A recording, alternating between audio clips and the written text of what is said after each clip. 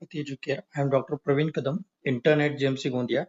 या व्हिडिओमध्ये मी तुम्हाला काउन्सिलिंग प्रोसेस का गरजेची आहे याबद्दल थोडक्यात माहिती देणार आहे. तर सर्वप्रथम जर तुम्ही आमच्या चॅनलवर नवीन असाल तर आमच्या चॅनलला नक्की सबस्क्राईब करा. आमच्या चॅनलवर महाराष्ट्रामधील MBBS, BMS, BHMS, physiotherapy, BVSc, BSc nursing तसेच बीडीएस तसेच सेंट्रलची MCC and veterinary counselling of India या सर्वांबद्दल व्यवस्थितरित्या माहिती पुरवली जाते. तर विद्यार्थी मित्रांनो, सर्वात महत्त्वाचं म्हणजे नीटमध्ये चांगली मार्क्स मिळवणे महत्त्वाचे आहे. पण फक्त मार्क्स मिळवल्याने मेडिकल कॉलेज मिळत नाही. योग्य काउन्सिलिंग तितकीच महत्त्वाची असते. अनेक विद्यार्थी चांगला स्कोर असूनही काउन्सिलिंग मधील छोट्या चुका करतात आणि त्यांना त्यांच्या कॉलेजपासून वंचित राहावं लागते. म्हणजे कसं, खूप विद्यार्थी काउन्सिलिंग प्रोसेसमध्ये पार्टिसिपेट करतात, पण छोट्या छोट्या चुका करतात आणि त्यामध्ये कसं त्यांचं जे तुम्हाला कॉलेज भेटायला पाहिजे होतं ते भेटतच नाही आणि त्यामुळे त्यांना प्रॉब्लेम येतो. तर नीट मध्ये कॉमन चुका करणाऱ्या विद्यार्थ्यांच्या काय चुका होतात बघा. रजिस्ट्रेशन उशिरा करणं, काय अपडेट माहित नसतं, रजिस्ट्रेशन कधी करायचं, कोणत्या वेबसाईटवर करायचं, कोणकोणते रजिस्ट्रेशन करायला पाहिजेत, आपण आपला एवढा स्कोर येत आहे तर या मार्कवर आपण कोणतं रजिस्ट्रेशन करणं गरजेचं आहे, कोणता कोर्स चांगला आहे, हे विद्यार्थ्यांना अजिबात माहित नसतात आणि मग त्यामुळे कसं रजिस्ट्रेशन करतच नाही ते त्या कोर्ससाठी किंवा मग उशीर करतात. त्यामुळे त्यांचं एक वर्ष वाया जातं. त्याच्यानंतर चॉईस फिलिंग करत नाहीत. चॉईस फिलिंग व्यवस्थितरित्या करायला पाहिजे तुम्ही. कसं म्हणजे चॉईस कसं जे कॉलेज घ्यायचं ते टाकून द्यायचं. त्याचं कॉलेजचं माहिती नसते विद्यार्थ्यांना. कोणतं पण कॉलेज टाकून देतात.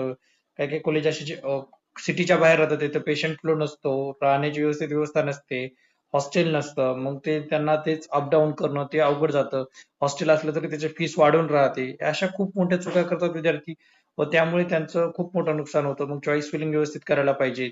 हे एक सर्वात इम्पॉर्टंट आहे. किंवा कॉलेज प्रेफरन्स चुकीच्या क्रमांकाने भरणं हेच कॉमन मिस्टेक होते. कॉमन मिस्टेक म्हणजे कसं, कोणकोणत्या कॉलेज चांगलं आहे, कोणकोणत्या कॉलेजची फीस कमी आहे, हे प्रायव्हेट कॉलेजसाठी म्हणजे सेमी गव्हर्नमेंट कॉलेजसाठी हे माहित नसतं. विद्यार्थी कशा पण प्रकारे प्रेफरन्स भरतात आणि त्यामुळे त्यांना चांगली फीस भरावी लागते जास्त प्रमाणात. त्याच्यानंतर त्या पेशंट फ्लो व्यवस्थित नसतो त्या कॉलेजला, त्यामुळे असे चुकीचे होतात. Cut off, fees, bond, stipend, hostel, patient load याचा विचार न करणे हे सर्वात इम्पॉर्टंट फॅक्टर आहे. खूप विद्यार्थी काय करतात, काउन्सिलिंग करायची म्हणून करतात, स्वतः करतात किंवा दुसरीकडे कोणीकडे लावतात आणि त्यामध्ये कसं ते कट ऑफचं अनालिसिस करत नाहीत, फीचं व्यवस्थित बघत नाहीत, बॉन्ड काय, स्टायपंड काय, हॉस्टेलचं काय आहे, कसं आहे, तिथे पेशंट लोड आहे का त्या हॉस्पिटलला, हे सर्व माहिती न घेता डायरेक्ट कॉलेज भरून देतात आणि तो कॉलेज लागला की त्यांच्यावर पर्याय नसतो, ते कॉलेज घ्यावं लागतं. आणि अशा चुका मोस्टली विद्यार्थी कसं राऊंड व्यवस्थित राऊंडचे नियम बघत नाहीत आणि कॉलेज भरून टाकतात. आणि मग हा AIQ काउन्सिलिंग, स्टेट काउन्सिलिंग मधील फरक न समजणं. बऱ्याच विद्यार्थ्यांना काय वाटते, AIQ कोटामध्ये ऑल ओव्हर इंडियाचे कॉलेज आहेत, म्हणजे कट ऑफ कमी असेल, पण त्याचे नियम, त्याचे रेग्युलेशन, त्याच्यानंतर किती विद्यार्थी त्याच्यामध्ये पार्टिसिपेट करतात, त्याचा कट ऑफ का हाय जातो हे माहित नसताना विद्यार्थी किंवा एवढे जास्त कॉलेज येतं तर मी भरलं तर माझा नंबर अलगत लागून जाईल असा विद्यार्थ्यांचा गैरसमज असतो. तर ही चूक होते विद्यार्थ्याकडून. स्टेट काउन्सिलिंगचे नियम व्यवस्थित समजून घेत नाहीत. स्टेट काउन्सिलिंग कशी चालते, काय राहते, स्टेट काउन्सिलिंगचा आणि AIQ कोटाचा काय फरक आहे, ऑल इंडिया कोटाचा काय फरक आहे विद्यार्थ्यांना माहित नसते. त्याच्यानंतर काउन्सिलिंग प्रोसेस मध्ये असणारे स्टेट कोटा काय असतो, IQ कोटा काय असतो, इन्स्टिट्यूशनल कोटा काय राहतो हे विद्यार्थ्यांना माहित नसतं. त्यामुळे विद्यार्थ्यांना बरेच प्रॉब्लेम येतात. AIQ कोटा काय असतो ते पण विद्यार्थ्यांना माहित नसतं. त्यामुळे विद्यार्थ्यांचं बरंच लॉस होतं. त्याच्यात आवश्यक कागदपत्र पूर्ण नसणं हे सर्वात मोठा फॅक्टर आहे. आतापर्यंत खूप विद्यार्थ्यांचे कसं, त्यांची कास्ट सर्टिफिकेट रेडी नसतात, कास्ट व्हॅलिडिटी सर्टिफिकेट रेडी नसतात. मग त्यामुळे त्यांना कसं काउन्सिलिंग प्रोसेसमध्ये खूप मोठी दिक्कत येते, प्रॉब्लेम येते, की कसं टाइम ओव्हर ते नसल्यामुळे तुम्हाला तुमच्या कॅटेगरीचा बेनिफिट घ्यायला जमत नाही, तुमची फीस वाढल्या जाते. मग हा मानसिक तणाव तुमच्यावर येतो. त्यामुळे तुमचे कागदपत्र व्यवस्थित हातात तयार करून ठेवा. याबद्दल पण मी व्हिडिओ अगोदर पण टाकला होता. कोणकोणते कागदपत्र लागतात माझ्या ग्रुपवर तुम्हाला लिंक भेटून जाईल. तुम्हाला जर पाहिजे असेल तर माझ्याशी पण कॉन्टॅक्ट साधू शकता. कॅटेगरी किंवा वैयक्तिक माहिती चुकीची भरणे हे सर्वात खूप विद्यार्थ्यांची होते. कसं, कॅटेगरी सर्टिफिकेट पूर्ण नसल्यामुळे ते फॉर्म ओपन मधून टाकतात, मग त्यांना ओपनची फीस लागू होते. मग टाइमवरती त्यांचे सर्टिफिकेट पूर्ण नसल्यामुळे हे प्रॉब्लेम येतो. त्याच्यानंतर काउन्सिलिंगची डेडलाईन चुकवणे हे पण खूप विद्यार्थ्यांचं कॉमन आहे. काउन्सिलिंगच्या प्रोसेसमध्ये कसं अपडेट नसल्यामुळे फक्त कसं फॉर्म भरून होत नसते. काउन्सिलिंगची एक एक स्टेप खूप महत्वाची राहते. प्रत्येक स्टेपवर लक्ष देणं खूप गरजेचं असते. एक जरी स्टेप चुकली तर तुम्ही सरळ सरळ काउन्सिलिंग प्रोसेसच्या बाहेर पडता. मग तुम्हाला 1 वर्ष वेस्ट जातं तुमचं. त्यामुळे कसं, काउन्सिलिंग प्रोसेसच्या प्रत्येक राऊंड, प्रत्येक डेडलाईनवर खूप लक्ष ठेवावं लागतं. एक जरी तारीख चुकवली तर तुमचं पूर्ण पूर्ण हे वेस्ट जातं. त्यामुळे कसं खूप विद्यार्थ्यांना कसं काउन्सिलिंग बद्दल माहित नसतं. जसं की व्हेटरनरीची काउन्सिलिंग झाली. खूप विद्यार्थ्यांना व्हेटरनरीच्या काउन्सिलिंग बद्दल अजिबात काहीच माहित नाहीये. पण कसं असते व्हेटरनरीच्या काउन्सिलिंग बद्दल पण तुम्हाला माहित असणं खूप गरजेचं आहे. कशी चालते, काय नाही, काय असते त्याची प्रोसेस, त्याची काउन्सिलिंग पूर्णपणे वेगळी चालते. त्याच्यानंतर बीएससी नर्सिंगची काउन्सिलिंग याच्याबद्दल पण विद्यार्थ्यांना माहित नाहीये. ही काउन्सिलिंग पण पूर्णपणे वेगळी चालते. याच्याबद्दल पण विद्यार्थ्यांना माहित नाही. विद्यार्थी याच्याबद्दल माहिती घेत नाहीत. आणि मग कसं नंतर मग राउंड संपल्यावर डेडलाईन संपल्यानंतर मग विचारतात की सर याची काउन्सिलिंग होते का? आता होते का? तर त्यामुळे कसं प्रत्येक काउन्सिलिंग बद्दल तुम्हाला माहित असणं खूप गरजेचं आहे. सीट मॅट्रिक्स न समजता चॉईस फिलिंग करणं हे पण विद्यार्थी खूप मोठी चूक करतात. आता कसं आहे माहिती आहे का काही काही कॉलेजला तुमच्या कॅटेगरीच्या सीटच नसतात.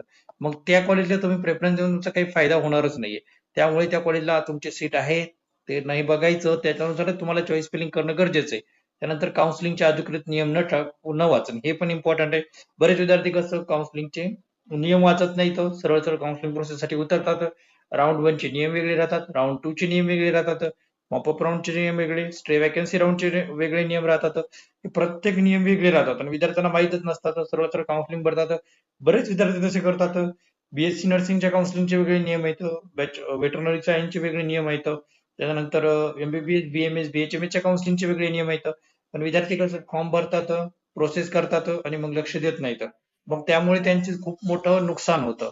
हे खूप मोठं आहे. ऍडमिशन रिपोर्टिंग आणि डॉक्युमेंट व्हेरिफिकेशन वेळेत न करणं हे सगळ्यात जास्त प्रॉब्लेम येतो बीएससी नर्सिंगच्या काउन्सिलिंग मध्ये. खूप विद्यार्थी काउन्सिलिंग तर करतात पण व्यवस्थित डॉक्युमेंट व्हेरिफिकेशन करतात नाहीत, तिथे रिपोर्टिंग व्यवस्थित करत नाहीत. त्याच्यानंतर सेम प्रॉब्लेम बीबीएससी च्या काउन्सिलिंग मध्ये पण येतो. त्याच्यानंतर एमबीबीएस बीएमएस च्या काउन्सिलिंग मध्ये पण विद्यार्थ्यांना बीएमएस बीडीएस बीडीएस च्या काउन्सिलिंग मध्ये पण हा विद्यार्थ्यांचा खूप मोठा प्रॉब्लेम आहे. विद्यार्थी व्यवस्थित रिपोर्टिंग करत नाहीत कॉलेजला, मग त्यांचं ऍडमिशन इथे कॅन्सल होते टाईमवर रिपोर्टिंग न केल्यामुळे किंवा त्यांना पुढचा राऊंड खेळायला जमत नाही. ही खूप मोठी कॉमन मिस्टेक विद्यार्थी करतात. अपग्रेडेशन काय राहते, फ्रीज काय राहते, फ्लोट काय राहते हे सर्व विद्यार्थ्यांना माहितच नाहीये. कसं काय अपग्रेड करायचं, कशी प्रोसेस राहते अपग्रेडेशनची, मला ते कॉलेज घ्यायचंय त्या कॉलेजची घेण्याची प्रोसेस कशी आहे हे विद्यार्थ्यांना माहितच नाहीये. आणि विद्यार्थी कसं मग वंचित राहतात त्याच्यापासून, मग त्यांचं ते कॉलेज सुटून जातं. मग नेक्स्ट राऊंडला तुम्हाला तुम्हाला त्याच्यापेक्षा बेकार कॉलेज भेटतं. तर मग विद्यार्थी विचारतात की सर मला बेकार कॉलेज भेटू शकते का? पण तसं नसतं. एकदा एक स्टेप झाली की ती स्टेप पूर्णच होते. मग तुम्हाला ती स्टेप रिव्हर्स करायला जमत नाही. त्यामुळे काउन्सिलिंगची एक एक स्टेप व्यवस्थित समजून घेऊनच करणं गरजेचं आहे. एक जरी स्टेप तुमची चुकली तर तुमचं पूर्ण काउन्सिलिंग प्रोसेसचा म्हणजे काउन्सिलिंग प्रोसेसमध्ये तुम्हाला पूर्ण प्रॉब्लेम येऊ जाते. म्हणून व्यवस्थितरित्या कारण की हा अजून एक सर्वात महत्वाचं इतर राज्यामध्ये रजिस्ट्रेशन खरंच करणे गरजेचंच आहे का? सर माझा एवढा मार्क येत आहे, मी इतर राज्यामध्ये रजिस्ट्रेशन करू का? एवढे मार्क आहेत का? हे तुम्ही अगोदर माहीत करून घ्यायला पाहिजेत किंवा एवढ्या एवढ्या मार्कवर माझा महाराष्ट्रामध्ये होत नाही. माझं फिक्स आहे की मला बीएमएसच करायचे तर मग इतर राज्यामध्ये रजिस्ट्रेशन कोणत्या राज्यामध्ये करायला पाहिजे?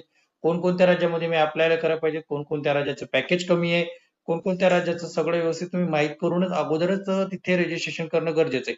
नाहीतर कसं आहे तुम्हाला कोणी म्हणते की तुमचं महाराष्ट्रामध्ये होऊ शकते, शेवटचा राऊंड पण आला तरी पण तुमचं महाराष्ट्रामध्ये होत नाही ऍडमिशन. मग तुम्हाला जेणेकरून पुन्हा रिपीट करायचं नसते पण तुम्हाला रिपीट करावं लागतं. त्यामुळे का गरजेचं आहे? कोणत्या मार्कवर तुम्ही करायला पाहिजे इतर राज्यामध्ये रजिस्ट्रेशन? कोणत्या कॉलेजचं कट ऑफ कमी जातो इतर राज्यामध्ये? कोणत्या कॉलेजचं पॅकेज कमी आहे? कोणकोणते कॉलेज चांगले आहेत? हे सर्व माहिती तुम्हाला असणं गरजेचं आहे. त्यामुळे काउन्सिलरची खूप जास्त गरज पडते. त्यानंतर कोर्स बद्दल माहिती नसणे. खूप विद्यार्थ्यांना कसं बऱ्याच कोर्स बद्दल माहित नाहीये. फक्त त्यांना कसं एमबीबीएस नाही झालं सर मला बीएमएस करायचंय, मला दुसरं काही करायचंच नाहीये. हेच विद्यार्थ्यांना माहिती आहे. पण बाकीचे पण कोर्स आहेत जसं की बॅचलर ऑफ वेटरनरी सायन्स झालं, बीएससी नर्सिंग झालं. याच्याबद्दल विद्यार्थ्यांना माहीतच नाहीये की हे कोर्स कसे असतात, काय राहतात. बीडीएस झालं. हे कोर्स चांगले चांगले कोर्स विद्यार्थ्यांच्या लक्षात येत नाहीत. त्यामुळे त्यांचं खूप मोठं नुकसान होतं. इतर राज्यामध्ये त्यांना काय अपॉर्च्युनिटी हे पण माहित नसतं. यामुळे विद्यार्थ्यांचं चांगलं नुकसान होतं. तर असं नुकसान करण्यापेक्षा ना काउन्सिलर कडून माहिती घेणं, अधिकृत माहिती घेणं सर्वात इम्पॉर्टंट आहे. आणि लक्षात ठेवा नीट तुम्हाला रँक देते पण योग्य काउन्सिलिंग तुम्हाला मेडिकल कॉलेज मिळून देते. त्यामुळे प्रत्येक निर्णय विचारपूर्वक घ्या. जर तुम्हाला NEET UG counselling, choice filling, cut off analysis आणि कॉलेज प्रिडिक्शन बद्दल अचूक माहिती हवी असेल तर छत्रपती एज्युकेला नक्की संपर्क साधा. या व्हिडिओमध्ये एवढंच. व्हिडिओ आवडल्यास व्हिडिओला लाईक करा, चॅनलला सबस्क्राईब करा. धन्यवाद.